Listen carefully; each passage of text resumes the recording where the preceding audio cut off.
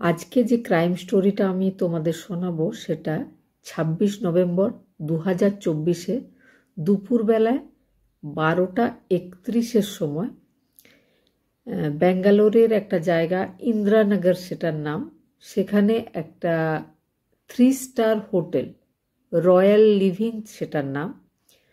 তো সেখানে রুম সার্ভিসের একজন কর্মচারী হোটেল রুমে গিয়ে বারবার কড়া নাড়ছিল, কিন্তু তারপরে সে লক্ষ্য করে যে দরজাটা খোলাই আছে।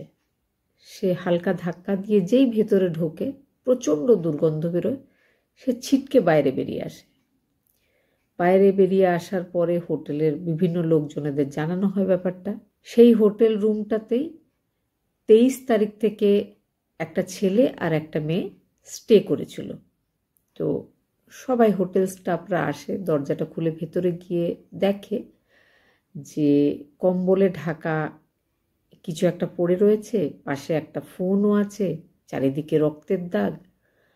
তাদের বুঝতে বাকি ছিল না যে কিছু একটা দুর্ঘটনা ঘটে গেছে এই রুমটাতে।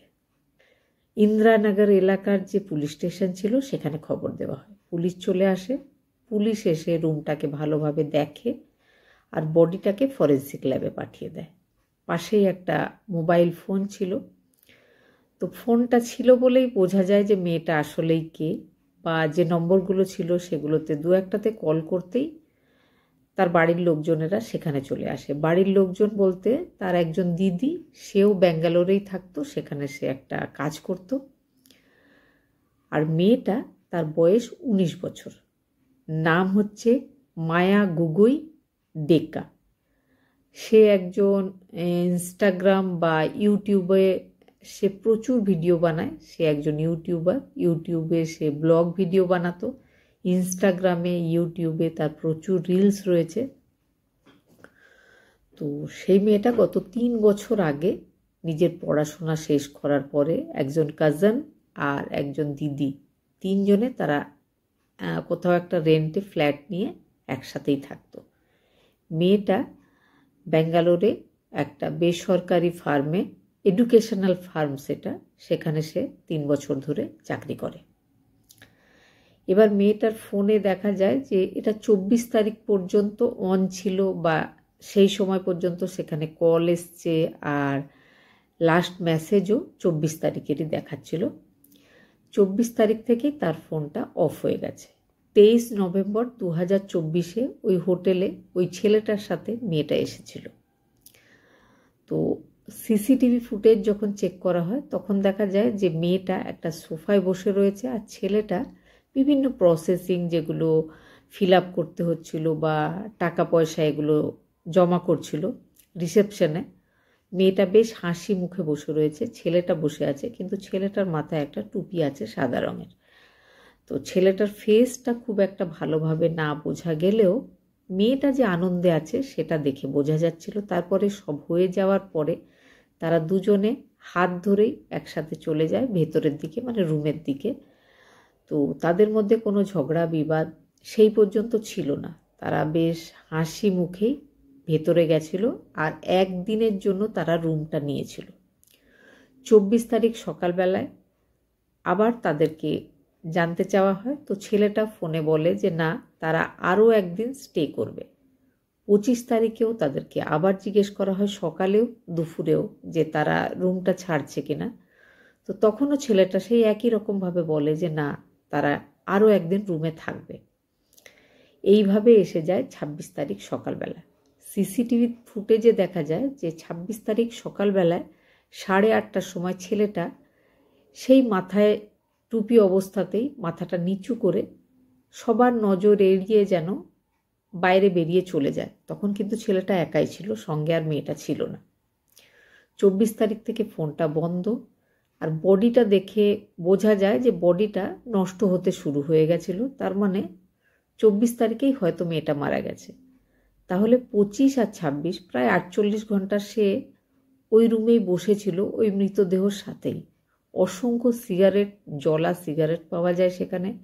একটা হলুদ রঙের দড়ি পাওয়া যায় বেডের ঠিক পাশেই। সিসিটিভিতে এটাও দেখা যায় যে সেই হোটেল রুমে বসে সে কিন্তু বাইরে থেকে খাবার অর্ডার করছিল। তার জন্য হোটেলে খাবারও চলে আসছিল। আরও একটা জিনিস দেখা যায় যে জেপ্টো অ্যাপ থেকে সে একটা অনলাইন একটা কিছু অর্ডার করেছিল, সেটাও কিন্তু ওই হোটেলেই তার কাছে এসে ডেলিভারি করেছিল ডেলিভারি বয়। তার কাছেও জানতে চাওয়া হয়, সমস্ত ব্যাপারটা জানা যায়।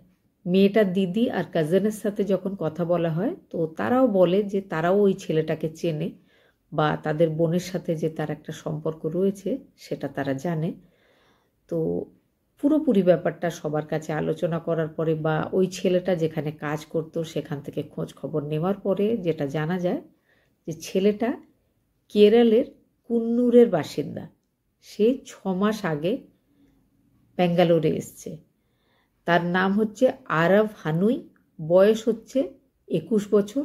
বিজনেস অ্যাডমিনিস্ট্রেশন নিয়ে সে গ্র্যাজুয়েশন করেছে। তারপরে একটা বেসরকারি ফার্মে 6 মাস ধরে কনসাল্টিংয়ের কাজ করে।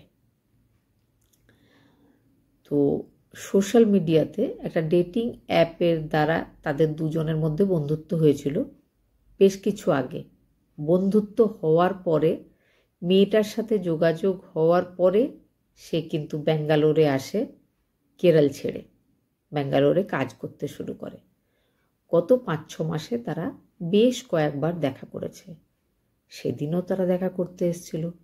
তারপরে কি এমন ঘটে গেল যে ওই ছেলেটা এই ধরনের একটা পদক্ষেপ নিয়েছে? কারণ সিসিটিভিতে বাইরে থেকে আর কাউকেও আসতে দেখা যায়নি। তার মানে ওই ছেলেটাই ওই ঘটনাটা ঘটিয়েছে বলে ধরে নেওয়া হয়। মেয়েটার যখন পোস্টমর্টম হয় তো বোঝা যায় মাথা থেকে ঘাড়, বুক ইত্যাদিতে প্রায় 10টা ধারালো অস্ত্রের আঘাত রয়েছে। তাহলে কি ছেলেটা সেই ধারালো অস্ত্রটা আগে থেকেই প্ল্যানিং করে সঙ্গে করে নিয়ে এসেছিল? পুরো ব্যাপারটা পুলিশ খতিয়ে দেখছিল। পুলিশ ছেলেটাকে খুঁজছিল। 3টে পুলিশের টিম তৈরি করা হয়, ছেলেটাকে খুঁজতে শুরু করা হয়। তো ছেলেটার বাড়িতে যখন যোগাযোগ করা হয় তখন জানা যায় যে ছেলেটা নিজের দাদুর কাছেই মানুষ হয়। ছেলেটা যখন খুব ছোট, 2-3 বছরের, তখন তার মায়ের আর বাবার ডিভোর্স হয়ে গেছিল। তারপরে তার মা দ্বিতীয় বিয়ে করে, তখন সে মায়ের কাছেই থাকতো। কিছুদিন পরে মায়ের দ্বিতীয় বিয়েটাও ডিভোর্স হয়ে যায়। তারপরে তার মা তৃতীয় বিয়ে করে আর বাচ্চাটাকে নিজের বাবার কাছে রেখে দেয়। তো সেই ছেলেটা নিজের দাদুর কাছেই মানুষ হয়েছে। মানুষ হওয়ার পরে বড় হয়েছে, পড়াশোনা করেছে, গ্র্যাজুয়েট হয়েছে। তো ডেটিং অ্যাপে মেয়েটার সাথে বন্ধুত্ব হয়েছে। বন্ধুত্বর টানে সে কেরল ছেড়ে ব্যাঙ্গালোরে চলে এসছে, ব্যাঙ্গালোরে একটা কাজ করতে শুরু করে। তারপরে তাদের দুজনের মধ্যে অনেকবার দেখা সাক্ষাৎ হয়। একদিন তারা হোটেলে একসাথে সময় কাটাবার জন্য 23 নভেম্বর আসে। 24 নভেম্বর পর্যন্ত মেয়েটা বেঁচে ছিল। 26 তারিখে সে মাথা নিচু করে ব্যাগ নিয়ে এসছিল, কিন্তু একটা মেয়েটার কাছে একটা ব্যাগ ছিল, ছেলেটার কাছে একটা ব্যাগ ছিল, কিন্তু যখন সে বেরিয়ে যাচ্ছিল সে খালি হাতেই যায়। পুলিশের টিম বিভিন্ন জায়গায় ছড়িয়ে পড়ে। বাড়ির থেকে জানা যায় যে তাদের আর্থিক অবস্থা খুব ভালো নয়। তার দাদু বলে সে খুব বেশি দূর পর্যন্ত পালিয়ে যেতে পারবে না, কারণ তার কাছে বিশেষ টাকা পয়সা নেই।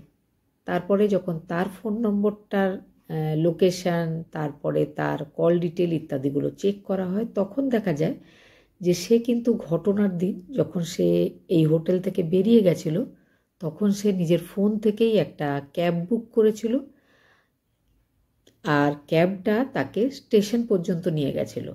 স্টেশনে যাওয়া হয়, সমস্ত সিসিটিভি দেখা হয়, তারপরে সব জায়গায় খোঁজার পরে 28 তারিখে সে একটা পুলিশ টিমের হাতে ধরা পড়ে। তারপরে যখন তার সাথে জিজ্ঞাসাবাদ হয় তখন জানা যায় যে সে প্রথমে রায়চুর, তারপরে উত্তরপ্রদেশ, তারপরে মধ্যপ্রদেশ, আর তাকে যখন ধরা হয় তখন সে বেনারস স্টেশনে ছিল। এই সময়ের মধ্যে সে 35,000 কিলোমিটার ট্রেন জার্নি করে ফেলেছিল। সে এই সময়টার মধ্যে শুধুই ট্রেনে করে এক জায়গা থেকে অন্য জায়গায় চলে যাচ্ছিল, শুধু পুলিশের হাত থেকে পালাবার জন্য। কিন্তু পুলিশ যখন তাকে অ্যারেস্ট করে তাকে বিশেষ কোনো চেষ্টাই করতে হয়নি, সে পুরো ব্যাপারটা মেনে নিয়েছিল। সে পুলিশকে বলেছে যে হ্যাঁ, সেই নিজের বান্ধবীকে সেই মেরে ফেলেছে। কারণটা জিজ্ঞেস করতে সে বলে ব্যাপারটা খুব পার্সোনাল, তো সে এই ব্যক্তিগত ব্যাপারটা একদম বলতে পারবে না। সে মেনে নিচ্ছে, তাকে যা শাস্তি দেওয়া হবে সে নেবে, কিন্তু ব্যাপারটা সে বলতে পারবে না। কিন্তু তার সঙ্গে যখন পুলিশ কথা বলেছে, এইটুকু বোঝা গেছে যে সে মেয়েটার টানেই কেরল থেকে ব্যাঙ্গালোর এসেছিল। সে মেয়েটার সাথে লিভ ইন রিলেশনে থাকতে চাইছিল, মেয়েটা রাজি হচ্ছিল না। সেই সঙ্গে আরও এটাও জানা যায় যে মেয়েটার তাকে ছাড়াও আরও অনেক পুরুষ বন্ধু রয়েছে, যেটা ওই ছেলেটার হয়তো অপছন্দের একটা কারণ হয়ে দাঁড়িয়েছিল। তো সে কিন্তু বলেছে যে সে কোনো প্ল্যানিং করে বা ছুরি সঙ্গে করে আসেনি ওখানে। সে জেপ্টো অ্যাপ থেকে একটা দড়ি আর একটা ছুরি দুটোই অর্ডার করেছিল, দুটো তার চলে আসে। সে সেই রুমে বসেই প্ল্যান করেছিল যে সে ওই মেয়েটার সঙ্গে এরকম করবে। জিনিসগুলো আসে, তারপরে সে আঘাত করে মেয়েটাকে মেরে ফেলেছিল, প্রথমে গলায় ফাঁস, তারপরে শরীরে আঘাত। 21 বছর বয়সী আরাভ হানুই এখন পুলিশি হেফাজতে রয়েছে। আগামীতে বোঝা যাবে যে আরাভ হানুইকে আমাদের বিচার ব্যবস্থা কী শাস্তি দিচ্ছে।